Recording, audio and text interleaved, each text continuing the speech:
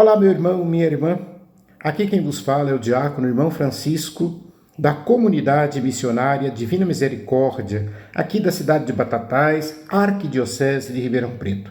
E dando sequência a este conjunto de vídeos que nós estamos fazendo sobre os artigos do credo, eu hoje vou falar com vocês sobre o 10º artigo, ou seja, artigo 10 do nosso credo, ou seja, o símbolo dos apóstolos. Nós não estamos aqui, vocês já perceberam, falando sobre o credo niceno-constantinopolitano, mas estamos falando sobre o credo apostólico, é o símbolo dos apóstolos, como é conhecido. E o 10º artigo, ele só tem 3 palavrinhas, na remissão dos pecados. O que quer dizer remissão dos pecados?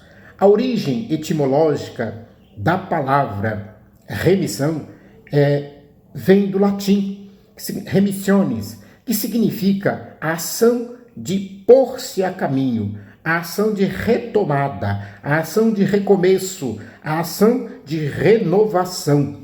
Então, remitir significa voltar à vida da graça. A remissão significa justamente isso, aquele que é remido, e todos nós fomos remidos pelo sangue do Senhor Jesus. É por isso que na missa diz que a salvação é para todos, lá nas palavras que o sacerdote diz no momento da consagração. É para todos.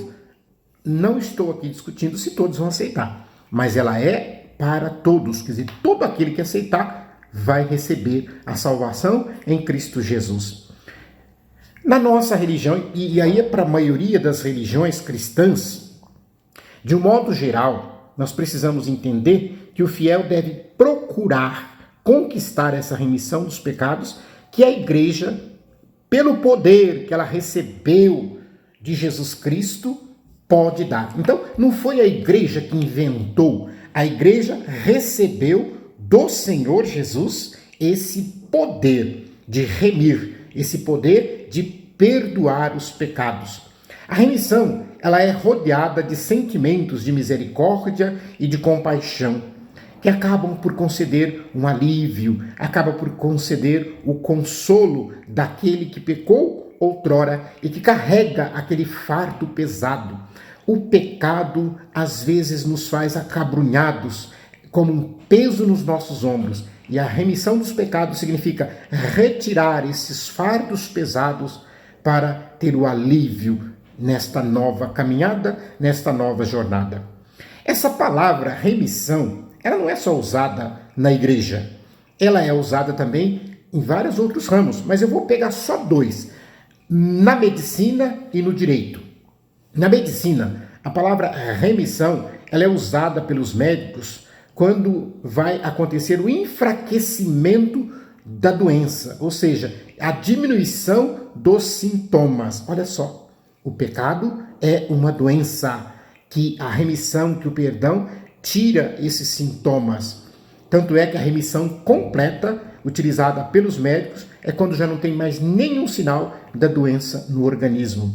Isso é a etimologia jurídica, a etimologia da medicina, usando essa palavra remissão. Depois, a palavra também usada pelo direito, e aqui a gente entende muito melhor, e para explicar remissão na igreja, atentem bem à explicação de remissão no direito. O que significa remissão nos meios jurídicos? Remissão significa o perdão das dívidas, renunciar, liberar o devedor de ter que pagar aquilo que ele deve. Extinguir as obrigações. Está previsto no artigo 385 do nosso Código Civil. Só que tem um detalhe. Para que uma remissão seja válida e surta os seus efeitos, é necessário que, além daquele credor perdoar, que o devedor aceite o perdão. Por exemplo, você me deve R$5.000. Eu chego e digo, olha, não precisa pagar, está perdoado, está remido, eu concedo a remissão dessa sua dívida. Aí você diz para mim, eu não quero, eu não aceito essa remissão, eu não aceito esse perdão da dívida. Significa que não valeu para o direito, então você continua devendo. Agora, se você aceitar, acabou, apagou tudo, começa de novo. Olha que coisa interessante. o devedor tem que aceitar para que a remissão seja válida. Bela página da Bíblia nós vamos encontrar no primeiro dia da ressurreição. Aquele evangelho que a gente lê no domingo da ressurreição. Quando Jesus, no primeiro dia da ressurreição, estando os apóstolos fechados no cenáculo, ele entra pelas portas, sem abrir as portas, e Jesus diz assim: a paz esteja convosco. Olha que bonito. E aí, esse evangelho, ele diz 3 vezes: a paz esteja convosco. E tem toda uma simbologia isso, mas hoje não é o caso da gente explicar aqui, porque aí é para explicar lá o evangelho. Aqui eu estou explicando o artigo, a palavra remissão. Mas veja bem, depois que Jesus diz, a paz esteja convosco, Jesus sopra sobre ele sopra sobre os apóstolos e ele diz assim: recebei o Espírito Santo.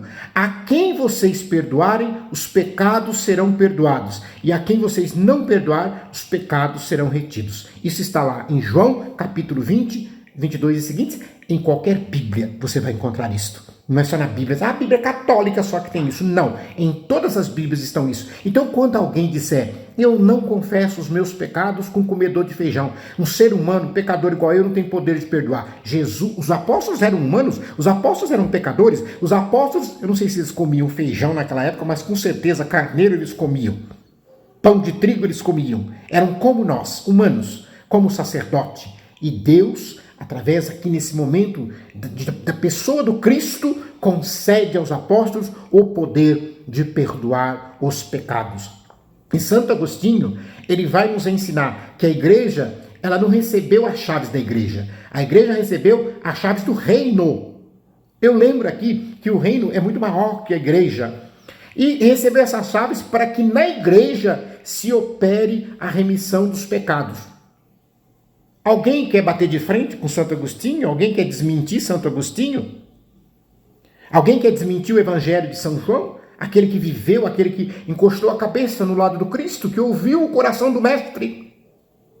Para dizer que a igreja não tem poder de perdoar pecados, e está bem claro, não pode haver remissão fora da igreja. Para que haja remissão dos pecados, tem que ser dentro da igreja. E veja bem que é pelo sangue de Cristo e pela ação do Espírito Santo que essa remissão acontece. É nesta igreja que a alma revive, que a alma é renovada, aquela que estava morta pelos pecados recebe vida nesse sopro que Jesus deu, nesse sopro do Espírito Santo. E aí nós vamos viver em Cristo, cuja graça nos salvou. E o catecismo da igreja diz algo muito importante. Ele diz: não existe pecado que não tenha perdão. Não existe. Esse pecado aqui não tem perdão. Não existe. Por mais grave que seja, a Santa Igreja perdoa. Não tem pecado que a igreja não pode perdoar. Não existe ninguém. Pode ser pedófilo, ladrão, assassino, corrupto, seja lá o que for. Se arrependido, sinceramente, de coração estiver, e voltar-se para o Senhor, através da igreja, ele recebe o perdão.